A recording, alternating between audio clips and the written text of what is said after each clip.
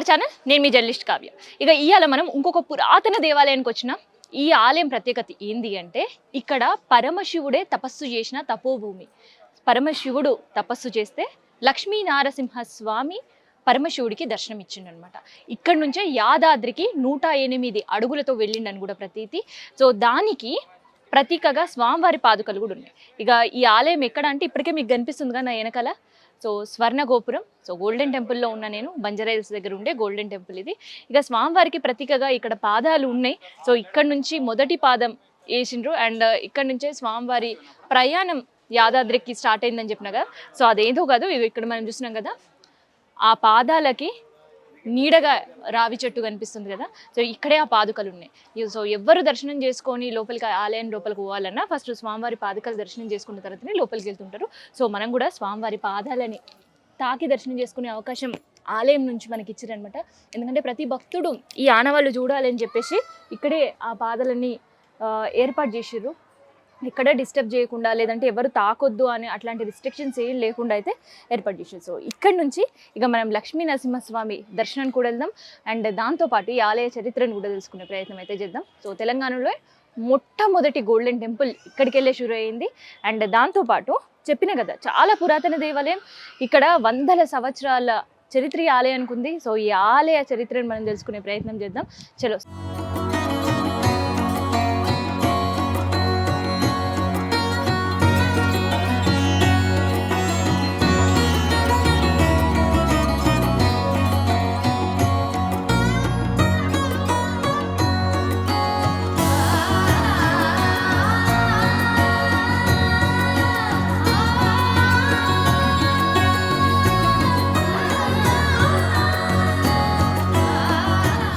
Golden టెంపుల్కి అయితే నేను అడుగు పెట్టిన.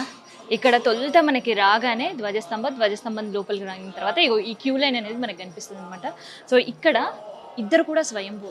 సో ఒకవైపు మనం చూస్తుంటే ఇక్కడ శివుడే స్వామివారి గురించి, లక్ష్మీనరసింహ స్వామి దర్శనం కోసం ఆయనే తపస్సు చేశారనమాట. సో తపస్సు చేసినప్పుడు ఆంజనేయ స్వామి సాక్షిగా ఉన్నాడు వాళ్ళకి. సో సాక్షి ఆంజనేయ స్వామి అంటారు ఇక్కడ. అండ్ ఇక్కడ శివుడికి దర్శనం ఇచ్చిన లక్ష్మీ నరసింహస్వామి కూడా స్వయంభూ అనమాట. సో స్వయంభూ చరిత్ర మనం తెలుసుకునే ప్రయత్నం చేద్దాం. ఇంకో ఇక్కడ మనకు ఆలయం కనిపిస్తుందిగా, ఇక్కడ శివుడు తపస్సు చేసిండ్రు, దానికి ఎదురుగుండా లక్ష్మీ నరసింహస్వామి ఆయనకు దర్శనం ఇచ్చిండు. సో స్వయంభూ కాబట్టి మీకు దర్శనం చేయించుకోలేకపోతున్నాను నేను వీడియోలో, కానీ మీరు మాత్రం వస్తే ఇక్కడ స్వామివారికి సంబంధించిన ఆనవాళ్ళి ఆలయంలో కనిపిస్తే అండ్ దర్శన భాగ్యం కూడా మీకు దొరుకుతుంది అనమాట. సో ప్రత్యేకంగా ఇక్కడ ఉండే గోపురాలన్నీ కూడా స్వర్ణమయంగా మారిపోయినాయి. అండ్ స్వర్ణమయంగానే మనకి ఇక్కడ కనిపిస్తుంటుంది. అండ్ దాంతోపాటు లక్ష్మీ నరసింహస్వామికి సంబంధించిన ద్వారం కూడా మనకి స్వర్ణమయంగానే కనిపిస్తుంటుంది అనమాట. సో ఈ ఆలయ చరిత్ర గురించి కూడా ఇంకిన్ని విషయాలు తెలుసుకుందాం. అండ్ ప్రత్యేకంగా శివుడి దర్శనం అండ్ దాంతోపాటు లక్ష్మీ నరసింహస్వామి దర్శనం, వీరిద్దరి దర్శనంతో పాటు రాధా గోవిందుల దర్శనం కూడా ఇక్కడ జరుగుతుంటుంది. అండ్ సాక్షి హనుమాన్ చరిత్ర కూడా చాలా పెద్దదే ఇక్కడ. సో ఒక్కసారి మనం ఫస్ట్ ఆలయ చరిత్ర గురించి తెలుసుకునే ప్రయత్నం చేద్దాం. సో ఇక్కడ ఉండే ఆలయ చరిత్ర తెలుసుకుందాం అండ్ దర్శనం కూడా చేసుకుందాం.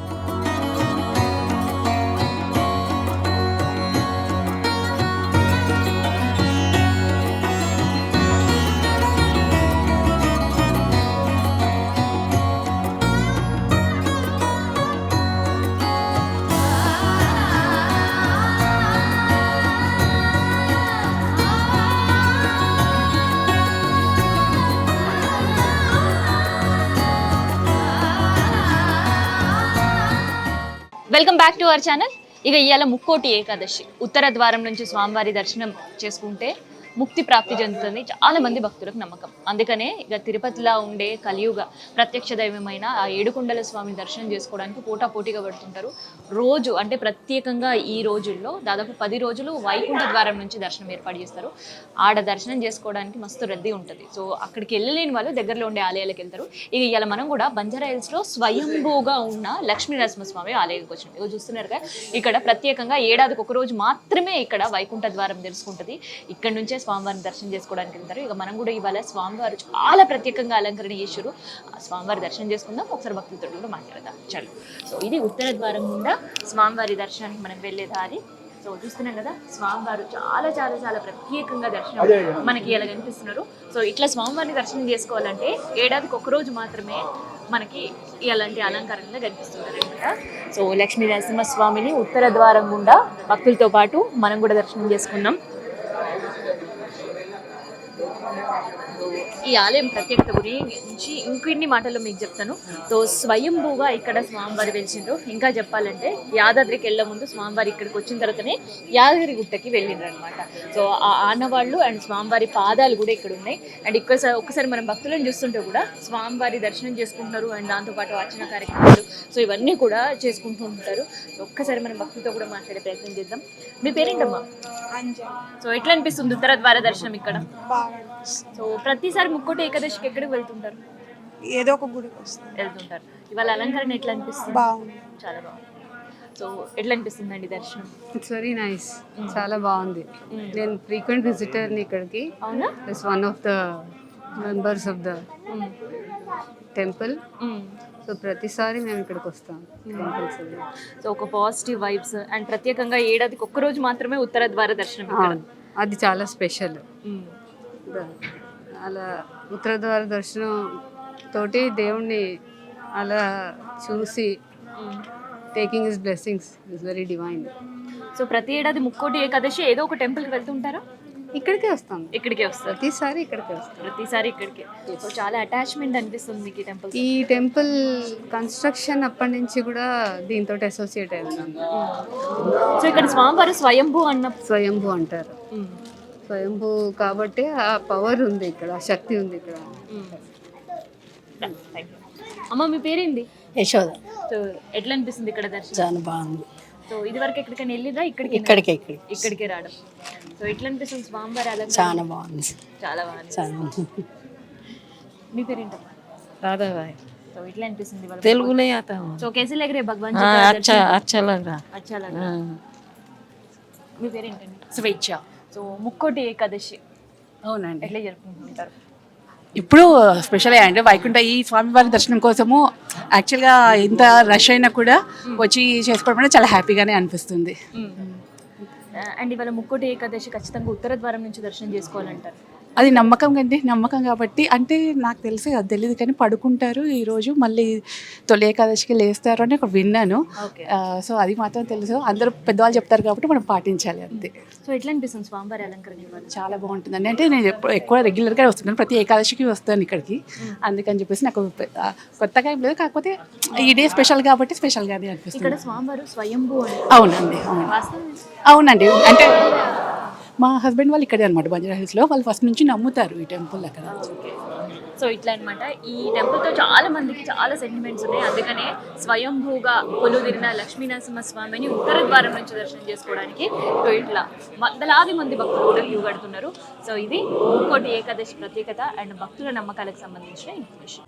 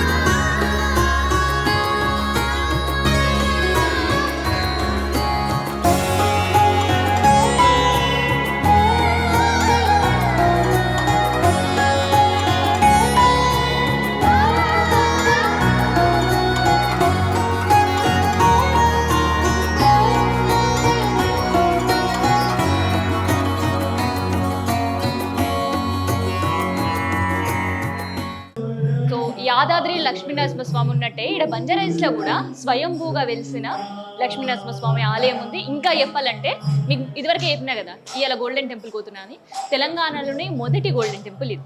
సో ముక్కోటి ఏకాదశి ఉత్సవాలు చాలా ఘనంగా జరిగితే ఒకసారి ఆలయ విశేషాలతో పాటు అసలు ముక్కోటి ఏకాదశి రోజు ఉత్తర ద్వారం నుంచి ఎందుకు స్వామివారిని దర్శనం చేసుకోవాలి, ఎందుకు ఏడాదికి ఒక రోజు మాత్రమే ఆ ద్వారం భక్తుల కోసం తెరుచుకుంటుంది, ఇట్లాంటి ముచ్చట్లు అన్ని కూడా తెలుసుకుందాం. ఇక ప్రజెంట్ మనతోటి హరే రామ హరే కృష్ణ హైదరాబాద్ అధ్యక్షులు ఉన్నారు. సరే మాట్లాడదాం. సత్య గౌరవ్ దాస్ గారు నమస్కారం. నమస్కారం. సో ముక్కోటి ఏకాదశి ఎందుకు ఒక్క రోజు మాత్రమే ఆ ద్వారం నుంచి స్వామివారిని దర్శనం చేసుకోవాలని భక్తులు ఎదురు చూస్తుంటారు ఏడాది పొడవునా కూడా. యాక్చువల్గా ఒక భాగవతోత్తముడు ఈ వైకుంఠ ధామం నుండి మన లోకానికి దిగి వచ్చాడు. యాక్చువల్గా భగవంతుడు దిగి వస్తే దాని అవతారము అంటారు. అవతారం ఒక దేవుడు ఒక్కడే కాదు, ఆయన భక్తులు కూడా చేస్తారు, వారు కూడా అవతరిస్తారు. సో ఒక మహాభక్తుడు ఆ రకంగా ఇక్కడికి అవతరించి స్వామివారి యొక్క లీలలను ఆయన సందేశాన్ని మొత్తం అందరికీ ప్రచారం చేసి తిరిగి ధామానికి తన వైకుంఠ ధామానికి వెళ్ళిపోతాడు. నా భాగవతోత్తముడైన అంత గొప్ప భక్తుడు వస్తున్నాడని తెలియగానే ఆ శ్రీవారి స్వయంగా వైకుంఠ ద్వారానికి వచ్చి ఆ భక్తుడిని లోనికి తీసుకొస్తాడనమాట. తనే స్వయంగా వచ్చి స్వాగతిస్తాడనమాట ఆ భక్తుడిని. యాక్చువల్గా భగవంతుడి కంటే పైన ఎవరు ఉండరు, ఆయన నియంత్రించే వాళ్ళు కానీ కంట్రోల్ చేసేవారు కానీ ఎవరు ఉండరు. కానీ ఆ భక్తికి మాత్రం లొంగిపోతాడు. భక్తుడు అంటే చాలు తనే వశుడైపోతాడు అనమాట. సో ఈ లీల దాన్నే చూపిస్తోంది. తన భక్తుడు వస్తున్నాడని తెలియగానే వెంటనే శ్రీవారి అక్కడికి వెళ్ళి ఆ భక్తుడిని లోనికి తీసుకుని స్వయంగా వైకుంఠానికి ప్రవేశాన్ని కలిగిస్తాడనమాట. సో ఆ లీలను ప్రతి వైష్ణవాలయాల్లోనూ ఈ రోజున సెలబ్రేట్ చేసుకుంటారు. ఆ తిథి ఏకాదశి తిథి, అందుకనే దాన్ని వైకుంఠ ఏకాదశి అని అంటారు అన్నమాట. ఇంకొక కథనం ఏమిటంటే ఈ దేవతలు వారందరూ కూడా హయ్యర్ ప్లానెట్స్లో ఉంటారు.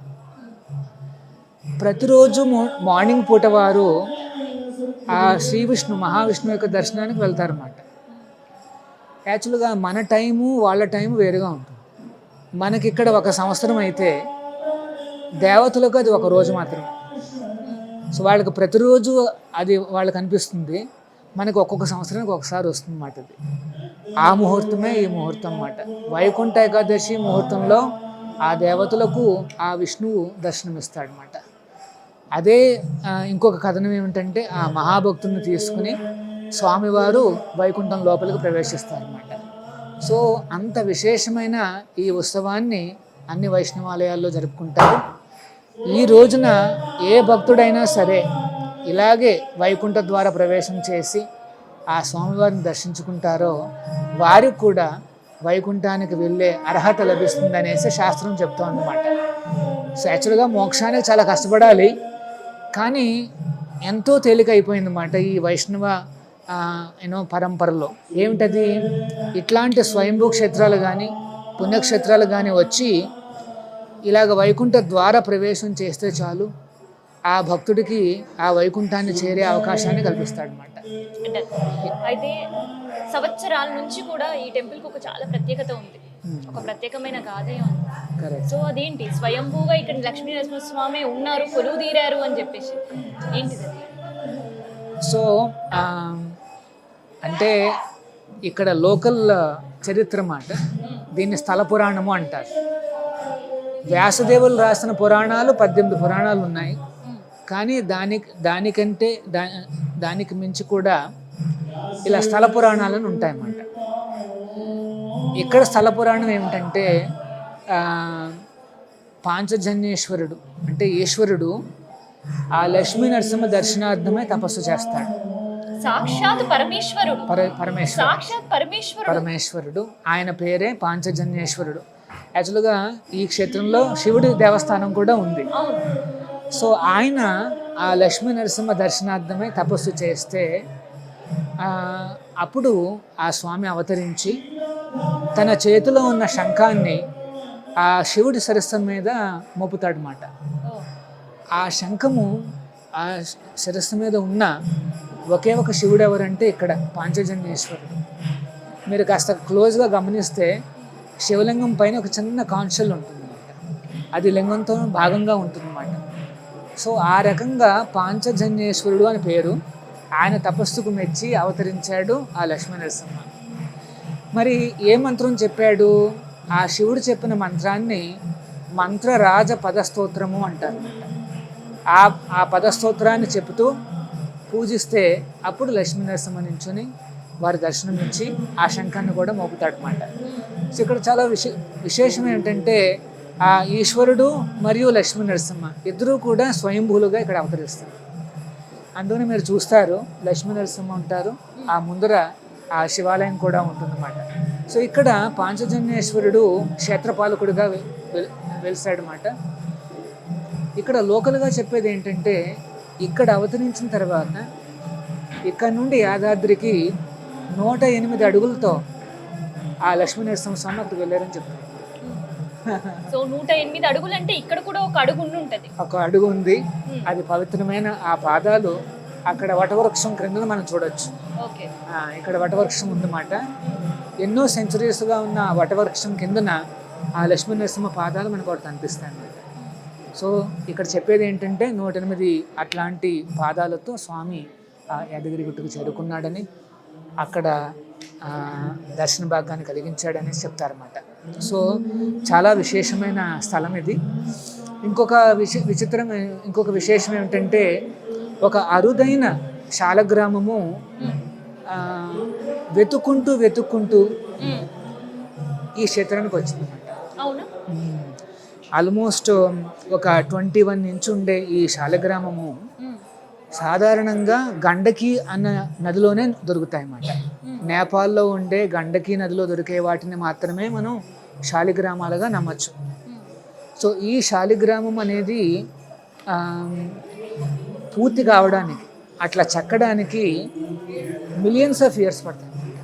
మిలియన్స్ ఆఫ్ ఇయర్స్, ఎందుకంటే కాదు, వేలు కాదు, లక్షలు కాదు, మిలియన్స్. ఎందుకంటే కోట్ల సంవత్సరాలు. ఆ గండకి నదిలో ఉండే కొన్ని కీటకాల పేర్లు వజ్ర కీటకాలు అంటారు.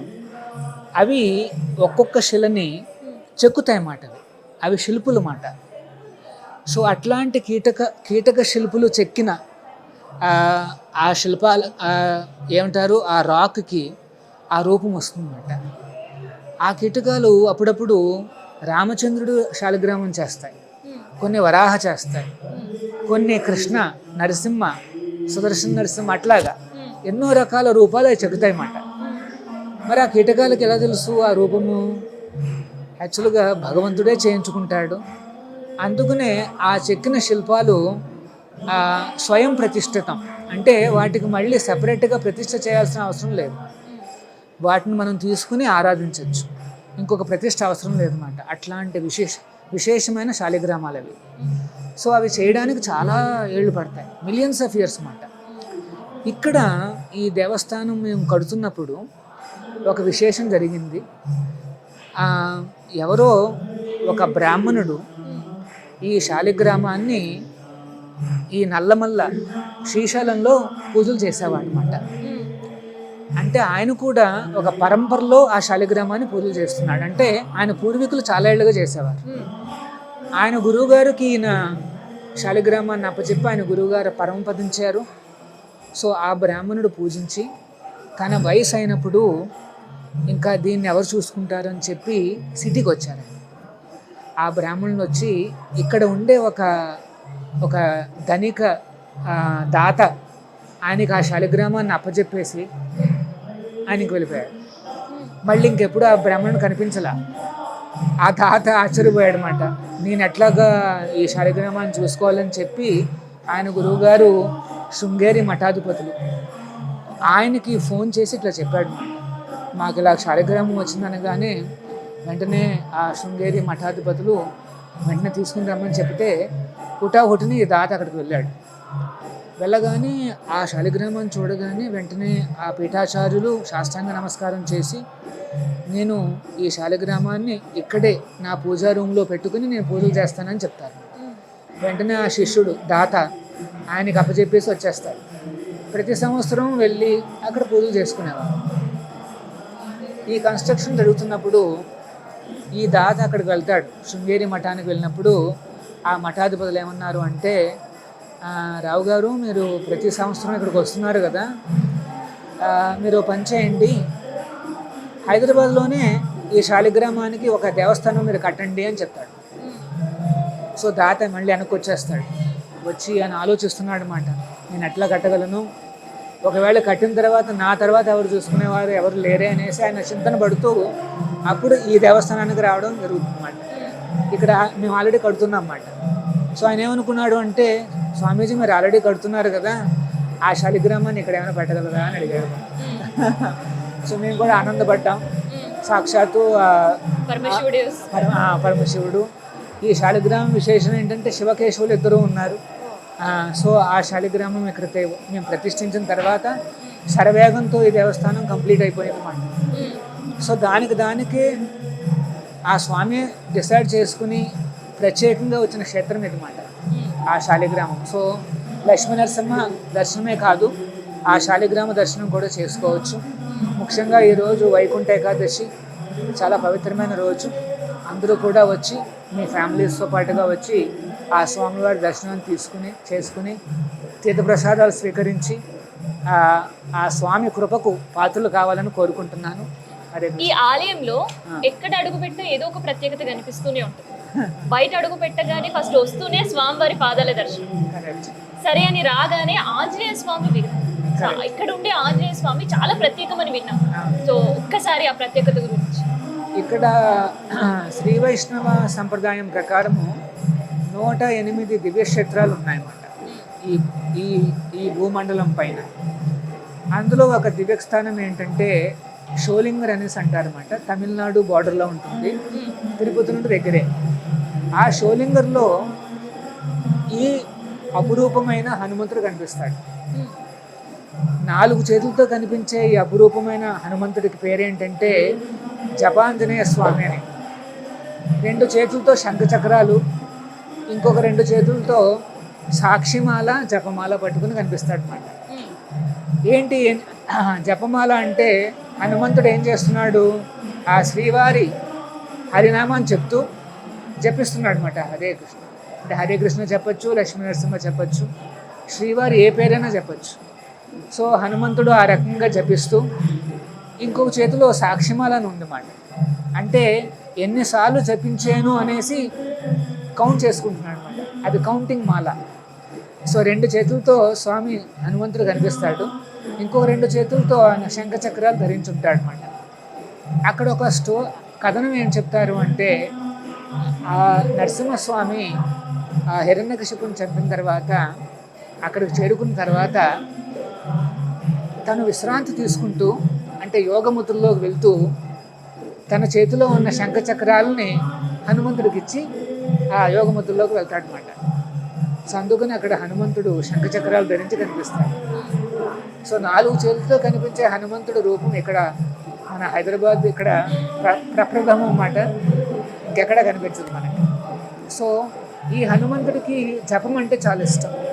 అందువల్ల భక్తులు ఏం చేస్తారు అంటే హనుమంతుడు చుట్టూ ప్రదక్షిణ చేస్తూ ఈ హరినామాన్ని చెప్తుంటారు అన్నమాట, వాళ్ళు జపిస్తుంటారు అన్నమాట. సో ఆ రకంగా వందలాది మంది ప్రతిరోజు కూడా జపించి వారికి ఎన్నో రకాలుగా బ్లెస్సింగ్స్ అనేవి దొరికాయని చెప్తుంటారు మాకు. అలాగే ఈ లోన టెంపుల్ హాల్కి కూడా వచ్చి లక్ష్మీ నరసింహస్వామిని చూస్తూ జపం చేసేవాళ్ళు కూడా చాలామంది కనిపిస్తారు అన్నమాట. సో ఆ రకంగా జపానికి చాలా ఇంపార్టెన్స్ ఇచ్చే ఒక ప్రాంగణం ఇది అన్నమాట. ప్రతి అడుగు ప్రత్యేకమే గుడిలోకి. కరెక్ట్. ఇంకొక మాటలు చెప్పాలంటే ఈ గుడే ఒక ప్రత్యేకం. తెలంగాణలోనే మొదటి గోల్డెన్ టెంపుల్. అసలు ఆ ఆలోచన ఆ సంకల్పం ఎట్లా వచ్చిందని? అంటే మనం చేసుకున్నాము అంటే అది ఏమంటారు తప్పు. భగవంతుడే ఆ నరసింహస్వామి ఆయన కరుణా కటాక్షాలు ఆ ప్రొటెక్షన్ వల్ల ఈ దేవస్థానం రావడం జరిగింది. దేవస్థాన నిర్మాణంలో ఎన్నో రకాలుగా మలుపులు తిరిగాయి ఇక్కడ కూడా. సో అందులో భాగంగా ఒక రోజున మాకు ఆలోచన వచ్చింది, ఈ దేవస్థానాన్ని అంటే ఇంత పవిత్రమైన ఈ స్వయంభూ క్షేత్రానికి మనకి ఆ ప్రాముఖ్యత రావాలి అంటే ఏదో ఒక విశేషం ఉండాలని మేము ఆలోచిస్తుంటే ఒక లోకల్ జ్యువెలర్ ఎవరో మాకు పరిచయం అయ్యాడు అనమాట. ఆయన ఒకరోజు తనకు తానుగానే అడిగాడు మమ్మల్ని, నేను ఇట్లాగా జ్యువెలర్నండి, ఏమన్నా కొద్దిగా గోల్డ్ అట్లా ఏమన్నా కోటింగ్ అయితే నేను ముందుకు వస్తానని చెప్పాడు అనమాట. సో మేము ఆలోచించి ఇది అంటే బాగుందని చెప్పి అప్పుడు ఈ ప్రణాళిక రెడీ అయిందన్నమాట. అంటే ఆయన రావడము, మాకు ఆలోచన రావడం ఇవన్నీ కూడా యాదృచ్ఛికం కాదు, అది భగవత్ సంకల్పం అన్నమాట. సో ఆయన యొక్క కృషితో, తర్వాత భక్తుల యొక్క కృషితో క్రమక్రమంగా అన్ని గోపురాలు కూడా బంగారమయమైపోయాయి అన్నమాట.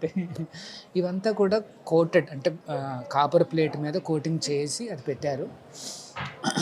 అయినప్పటికీ కూడా చాలా చాలా బంగారంతో మొత్తం గోపురాలన్నీ కూడా ఈ రకంగా అవడంతో మాకు ఈ ఆలోచన వచ్చిందన్నమాట.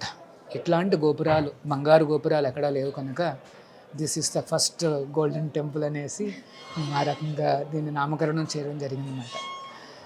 పేరుకు తగ్గట్టుగానే చాలా ఇక్కడ అన్ని చోట్ల మీరు చూస్తుంటారు చాలా రకాలుగా గోల్డ్ కోటింగ్ చేయడం అనేది జరిగింది. అండ్ ఆ విశేషంగా ఆ జ్యువెలరు ఆయన ముందుకు వచ్చి ఇక్కడ సేవలు అందించడం జరిగిందన్నమాట.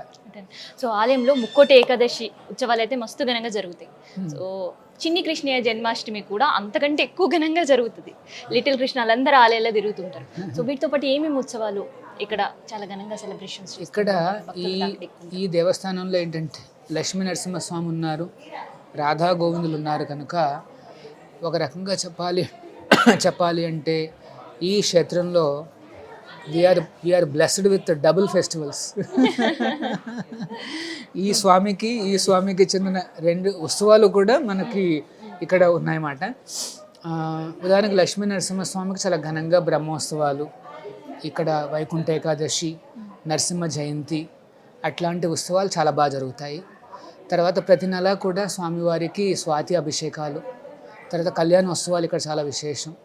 లక్ష్మీ నరసింహ కళ్యాణోత్సవాలు అవన్నీ జరుగుతుంటాయి అన్నమాట. తర్వాత రాధా గోవిందులు కూడా ఉన్నారు, రాధాకృష్ణులు కూడా ఉన్నారు కనుక జన్మాష్టమి, తర్వాత గోవర్ధన పూజ ఇట్లాంటివి చాలా విశేషంగా జరుగుతాయి అన్నమాట. సో ఆ రకంగా మాకు ఇక్కడ ప్రతిరోజు ఆల్మోస్ట్ ఏదో ఒక ఉత్సవం కనిపిస్తూనే ఉంటుంది. ఈ రోజున ముఖ్యంగా రాధా గోవిందులకు మండలాభిషేకం చేస్తామన్నమాట. అంటే ప్రతిష్ఠ చేసి 41 రోజులు పూర్తయినాయి. అందుకనే ఈ రోజున మండలాభిషేకాలు పూజ చేసి చాలా విశేషంగా అలంకరించాం. మీరు కూడా ఆ విశేష అలంకరణ చూడొచ్చు అన్నమాట. అంటే ఇక ఆలయం గురించి తెలుసుకున్నాం కదా, అందరం కూడా వెళ్ళి రాధాకృష్ణ దర్శనం చేసుకుందాం. ప్రత్యేక అలంకరణ అంటున్నారుగా, అట్లాంటి అలంకరణ ఎప్పుడూ ఒక్కసారి మాత్రమే ఉంటుంది. ఎందుకంటే ఇవాళ చూసిన అలంకరణ మళ్ళీ చూడాలి అంటే అది చాలా కష్టం, ఎందుకంటే ఇక్కడ అలంకరణ అంత ప్రత్యేకం మరి. సో ప్రత్యేక అలంకరణలో ఉండే రాధా గోవిందుల దర్శనం చేసుకుందాం పదండి.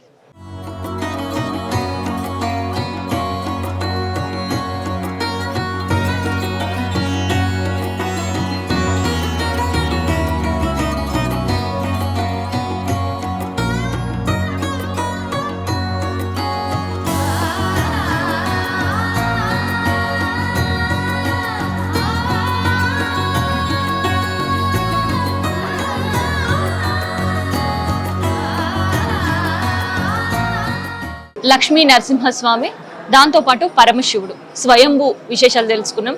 ఇక ఇప్పుడు రాధా గోవిందుల దర్శనం కోసం మనం వచ్చేసినాం.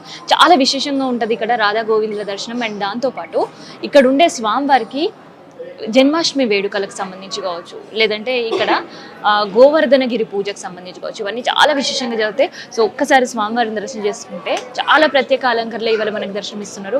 సో అందరం కూడా చేతులు జోడించి ఒక్కసారి రాధాకృష్ణులకు దండం పెట్టుకుందాం. అండ్ దర్శనం కూడా చూడండి ఎంత అందంగా అలంకరించిందంటే, గోదాదేవికి ప్రత్యేకంగా ఎట్లాంటి అలంకరణ అయితే మనం చూస్తామో సో అట్లాంటి అలంకరణలో ఇవాళ రాధాదేవి మనకు కనిపిస్తుంది. అండ్ చిన్ని కృష్ణయ్య కూడా చాలా ప్రత్యేకంగా కనిపిస్తున్నాడు. చిన్ని కృష్ణయ్య నగలి వల్ల చాలా ప్రత్యేకం. ఒక్కసారి ఆ కాలి అందలి చూస్తే చాలు, చాలా మంది కూడా అందలి చూసి చాలా మురిసిపోతుంటారు.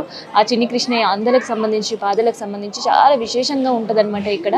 సో ఆ కాలి అందలు మువ్వలు పెట్టి, అండ్ దాంతోపాటు స్వామివారికి వేణుగానం, సో వెండి వేణు, అండ్ దాంతోపాటు అమ్మవారికి బంగారు కిరీటం, ముక్కు పుడుక, పెద్ద గొలుసులు, వడ్డానం, ఇట్లా అన్ని నగలతో చాలా అందంగా అలంకరించారు అనమాట. సో చాలా విశేష అలంకరణ. ఏడాదికి ఒక్క రోజు మాత్రమే ఏకాదశి రోజు ఇట్లాంటి అలంకరణ చేస్తుంటారు రాధా గోవిందులకి. అందుకని ఈ అలంకరణలో స్వామివారిని దర్శించుకోవాలని, రాధామాతను దర్శనం చేసుకోవాలని చాలా మంది భక్తులు ఎదురు చూస్తూ ఉంటారు. అందుకని ఏకాదశికి ఇక్కడ రద్దీ ఎక్కువ ఉంటుంది. అండ్ జన్మాష్టమి రోజు ఎంతైతే రద్దీ ఉంటుందో అంతకంటే ఎక్కువ రద్దీ వాళ్ళు ఉంటుంది అనమాట. సో రాధా గోవిందుల దర్శనం మీరు కూడా చేసుకున్నారు కదా, ఒక్కసారి మనం భక్తులతో కూడా మాట్లాడదాం. సో రాధా గోవిందుల దర్శనం గురించి తెలుసుకునే ప్రయత్నం చేద్దాం. ఎందుకంటే చూసినారుగా ఈ విశేషమైన అలంకరణ చూడడానికి భక్తులు ప్రత్యేకంగా వస్తుంటారు. ఇగో ఆ భక్తుల రద్దీ చూసారుగా. అండ్ ఆ స్వామివారిని కూడా ఫోటో తీసుకునే ప్రయత్నాలు కూడా మస్తుగానే చేస్తున్నారు. సో కొంతమంది భక్తులతో మాట్లాడదాం. హరే కృష్ణ. హరే కృష్ణ మాతాజీ. సో ఎలా అనిపిస్తుంది ఇక్కడ చాలా ఇవాళ ప్రశాంతంగా. అలంకరణ? చాలా బాగుంది. ప్రతి పండక్కి ఇలానే చేస్తారు, ఇంకా గ్రాండ్ గా ఉంటుంది. ఈవినింగ్ టైమ్స్ అయితే మరీ ప్రశాంతంగా ఉంటుంది. ఉత్తర ద్వారం నుంచి ఇప్పుడే దర్శనం చేసుకుంటూ కూడా వచ్చాము. ఎవ్రీ సండే భగవద్గీత క్లాసెస్ కూడా చెప్తారు. ఎవ్రీ వీక్ వచ్చి నేను దర్శనము భగవద్గీత క్లాస్ చేసే వెళ్తాను. అంత ప్రశాంతంగా ఉంటుంది. మీరు కూడా తప్పకుండా రావడానికి ట్రై చేయాలి. సో మీ పేరు ఏంటండి? నా పేరు ప్రీతి. నేను ఇక్కడ 3 years నుంచి వస్తున్నా. ఈరోజు వైకుంఠ ఏకాదశి, వైకుంఠ ద్వారం దర్శనం చేసుకున్నా. నాకు ఇక్కడ ఫ్రీక్వెంట్లీ కంటిన్యూస్ సేవకు అవన్నీ వస్తూ ఉంటా. నాకు ఎప్పుడైనా ప్రశాంతత కావాలంటే నేను ఎప్పుడు వచ్చే ప్లేస్ ఇది. సో ఇక్కడ చాలా బాగుంటుంది. మోస్ట్లీ సండే క్లాసెస్ కూడా ఉంటాయి మీకు. సో రాధాకృష్ణుల అలంకరణ ఎట్లా ఉంటుంది? చాలా బాగుంటుంది. ఈరోజు మీరు చూస్తున్నారు కదా ఎంత బాగుంది అనేది. నార్మల్గా ప్రతి సంవత్సరం చాలా ఘనకారంగా అవుతుంది ఇక్కడ. సో ఎట్లా అనిపిస్తుంది రాధా గోవిందుల దర్శనం ఇవాళ? చాలా హ్యాపీగా ఉంది. సో చాలా స్పెషల్గా కనిపిస్తున్నారా ఇవాళ? యా అవును. కృష్ణ అండ్ గోదాదేవి లుక్లో చాలా బాగున్నారు రాధా గోవింద్. సో రెగ్యులర్గా వస్తారండి? యా నేను రెగ్యులర్. సో ఇక్కడ స్వామివారిని ఏం కోరుకున్నా తీరుస్తారు అని అంటారు, వాస్తవమేనా?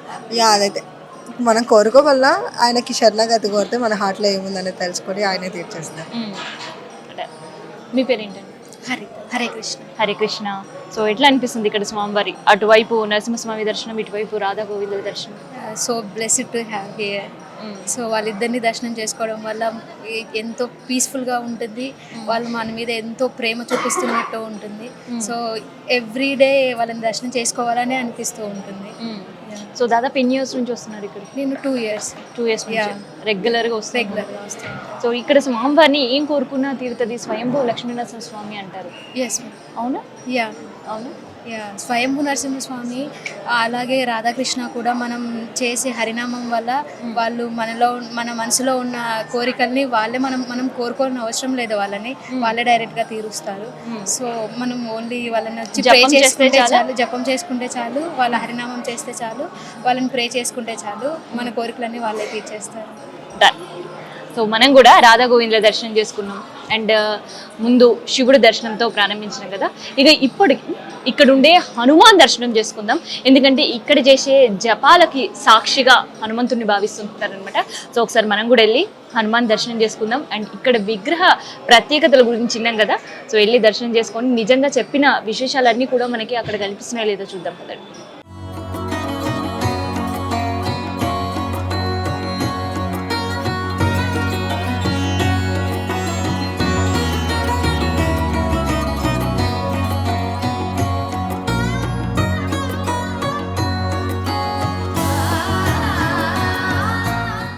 సో ఎక్కడైనా మనం ఆంజనేయ స్వామిని దర్శనం చేసుకోవాలంటే మనకు తెలిసిందే, ఒక చేతిలో సంజీవని పర్వతంతో దర్శనమిస్తుంటారు. కానీ ఇక్కడ మాత్రం ఆంజనేయ స్వామి చాలా చాలా చాలా ప్రత్యేకం.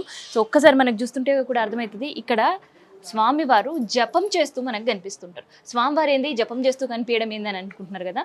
అవును, ఇక్కడ ఈ ఏదైతే టెంపుల్ ఉంటుంది ఇది జపభూమిగా కూడా పిలుస్తుంటారు.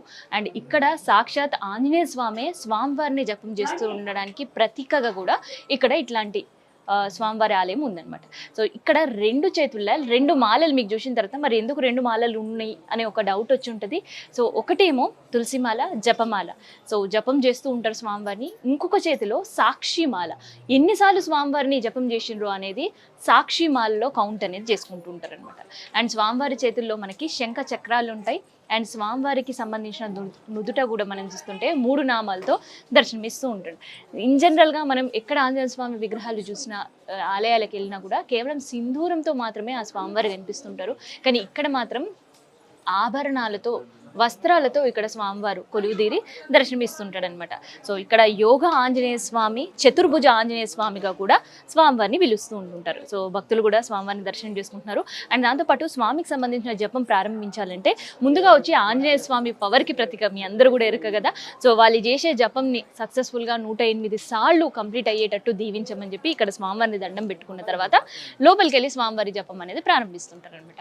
సో ఇది తెలంగాణలో ఉండే ఏకైక గోల్డెన్ టెంపుల్. అండ్ దాంతోపాటు శివులు అండ్ దాంతోపాటు లక్ష్మీ నరసింహస్వామి ఇద్దరు కూడా స్వయంభూగా వెలిచిన క్షేత్రం తెలంగాణలో ఏదైనా ఉంది అంటే సో ఇదే అనమాట. సో ఇది ఈ ఆలయ ప్రత్యేకత గురించి అండ్ ప్రత్యేకంగా ఇక్కడ కొలువుదీరిన ఆంజనేయ స్వామి ఆలయం గురించి అండ్ ఇక్కడ వెలిసిన శివాలయం సంబంధించిన విశేషాలు. సో అండ్ దాంతోపాటు ఈ వీడియో చూసిన తర్వాత మీ అందరికీ కూడా ఇక్కడ విశేషంగా ఏమేమి పూజలు జరుగుతాయి అండ్ హరే రామ హరే కృష్ణకు సంబంధించి ప్రత్యేకంగా రాధా గోవిందులకు సంబంధించిన అలంకరణలు, పూజలు, టైమింగ్స్ ఇవన్నీ కూడా తెలుసుకున్నారుగా. సో ఎవరైనా ఈ స్వామివారి ఆలయానికి రావాలి అనుకుంటే ఉదయం నుంచి కూడా మధ్యాహ్నం వరకు తెరిచి ఉంటుంది. అండ్ సాయంత్రం 5 గంటల నుంచి రాత్రి 7 గంటల వరకు కూడా ప్రత్యేక పూజలు అండ్ ఉత్సవాలు కూడా ఈ ఆలయంలో జరుగుతుంటాయి. సో ఇది మన ఆలయ చరిత్ర అండ్ ప్రత్యేక ఆలయాల్లో స్పెషల్ స్టోరీస్లో ఈరోజు మనం బంజారా హిల్స్లో ఉండే గోల్డెన్ టెంపుల్ విశేషాల గురించి తెలుసుకున్నాం.